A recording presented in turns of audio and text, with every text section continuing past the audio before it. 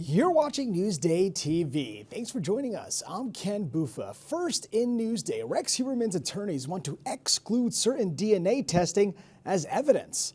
A defense motion says the methods used by the lab that did the testing has never been used in New York courts. This DNA testing was done on hairs found at several crime scenes.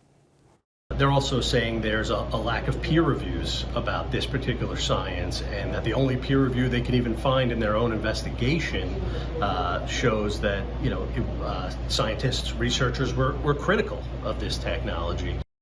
Now, the Massapequa Park man is charged in the killings of 7 women and has pleaded not guilty. He returns to court next Wednesday. We were not going to stop. We were not going to stop with the Gilgo 4. We were going to investigate cases. Not only on Gilgo, but off of Gilgo, which we've done. And we're not going to limit the investigation just to any one suspect or any one person. Now you can read the latest on the Gilgo killings investigation over at NewsdayTV.com. And a man is dead and a firefighter is injured after a Valley Stream house fire. Authorities say it happened today on Keller Street just before noon.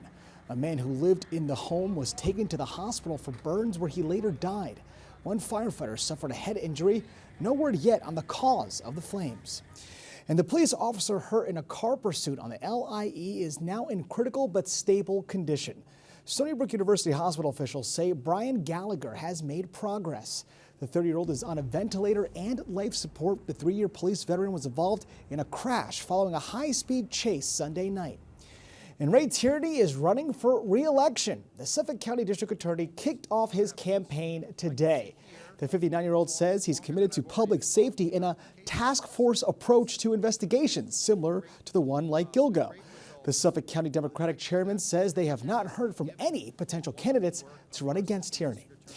And did you get a gift card this holiday season? Well, make sure you use it. Sherry Einhorn tells us why. Use them or lose them. Gift cards are easy to give during the holidays, birthdays, and retirements. Since I got a generous gift card, I've been using it. But some of us are in the habit of tucking them away for a rainy day and then totally forgetting about them. You actually had one for the store you just shopped in? Yes. So it's hard. You have to remember to take them and use them. But I appreciate them. I just forget to use them. Did you know this past year in New York State, shoppers left $21 million in gift cards unused, and that's more than 3 times the amount as compared to 2014. For most gift cards that go unused for 5 years, retailers are required to turn over the balance to the Office of Unused Funds, run by the state controller. Register it if it's from a major retailer. Whoever it's from, use it as quickly as possible. If you think you've had one that you lost or you see it's expired, be in touch with the state controller's office to see if you can access it as an unclaimed fund. According to DiNapoli's office, since 1985, $11.4 million worth of gift cards have gone unused on Long Island. I probably have a pile of gift cards sitting on my kitchen counter that have been there for a while. Experts say there are things consumers can do. They may not have the physical card with them when they just happen to be in the store where they could use the card. So something like a digital wallet, month 2 goes by, have a reminder pop up on their phone. There are these online exchange platforms as well. Want to see if you can claim any of that unused gift card money? Here's a QR code to the state database. Click it, follow the prompts, and see where you stand. For Newsday TV, I'm Sherry Einhorn. Now you can read more about this story. Just go to Newsday.com, click Get More, pull the Newsday TV video box. And I hope you stocked up on your favorite Girl Scout cookies because 2 types are being discontinued. Now this is the last year for the Toast, Yay, and S'mores cookies.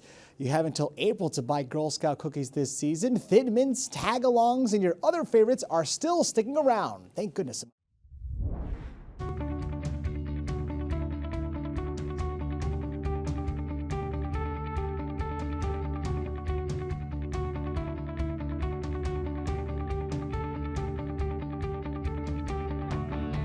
Only in Newsday, one Long Island community is on the verge of getting 20 new license plate readers. Virginia Huey shows us where.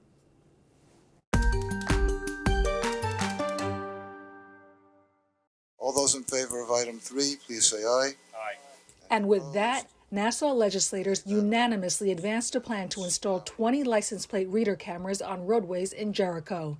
The move would expand a surveillance network consisting of nearly 70 license plate reading cameras installed across Nassau County in recent months. Any additional tool in the tool shed for law enforcement to help them in combating crime, I'm all in favor of it. Officials say the cameras are designed to track down criminal suspects and deploy emergency resources in real time. Nassau Police Commissioner Patrick Ryder issued a statement which reads in part, "They are just one tool in a toolbox filled with advanced technology that augments our intelligence-led policing, which has resulted in Nassau County being named the safest county in America."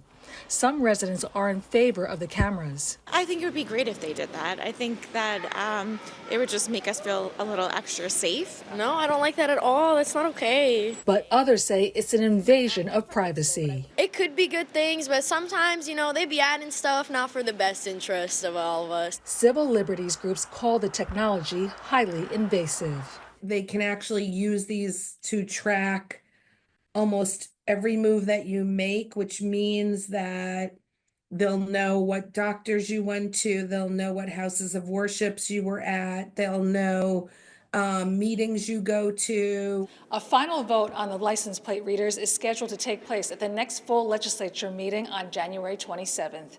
For Newsday TV, I'm Virginia Huey. Now, to read more on this story, go to Newsday.com, click Get More below the Newsday TV video box. All right, things are heating up in our new series highlighting the jobs you do. Here's LI Works. In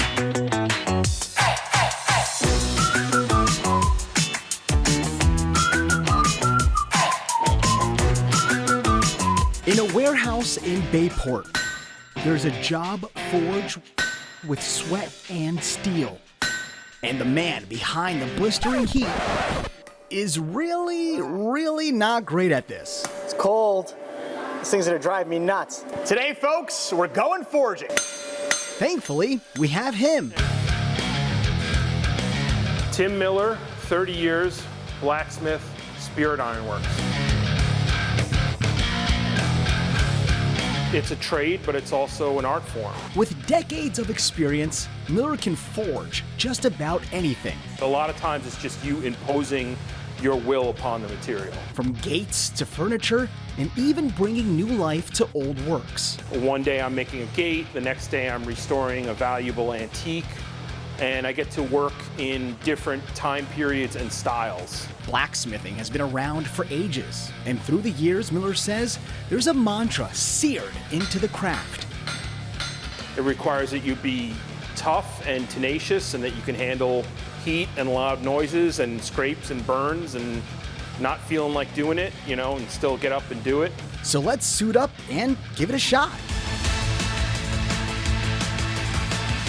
With the proper gear, let's see if I can force my will and get this rod to bend. Gotta start somewhere, man. So maybe my skills need a little more time in the fire. But as I learn, Miller hopes newcomers will feel the spark he felt long ago. Because he believes, just as the first blacksmiths did, some jobs are better when they're hands-on. People are meant to use their hands to do things. That's normal and healthy and good for us. And I think that we should continue to do that. Listen, it's a lot harder than it looks. Now, to see more exclusive stories like this one, go to Newsday.com, click Get More below the Newsday TV video box. All right, now let's take a look at your Long Island weather, and boy, oh boy, was it cold today. So you can see tonight we are in the low 20s with that wind sticking around. Tomorrow the wind is with us and temps near 30s. Now taking a closer look at tomorrow, you can see that it's going to be another cold one. Wind is still going to be gusting. It's going to be brutal outside, so make sure you bring your coat. As for the 7-day forecast, good news is there is no rain. Snow, perhaps, maybe, asterisk for Saturday, and temps getting a little warmer next week.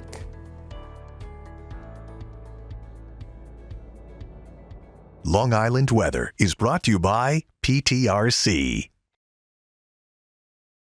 Only in Newsday, illegal crossings are on the rise at the border upstate near Canada. Newsday investigates what's being done to protect the region while helping asylum seekers. Tensions at the northern border.